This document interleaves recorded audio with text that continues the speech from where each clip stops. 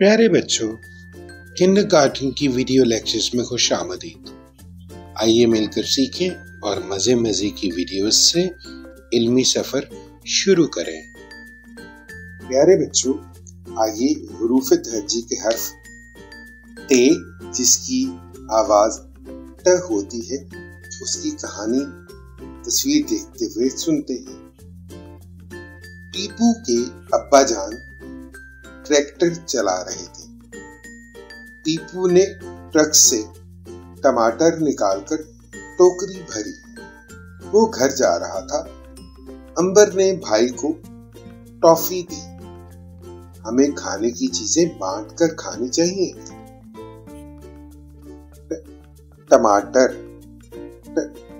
टोकरी, ट्रक, टोपी, toffee, tractor. प्यारे बच्चों, सोचिए और बताइए, टमाटर किस रंग का होता है और ट्रक किस काम के लिए इस्तेमाल किया जाता है?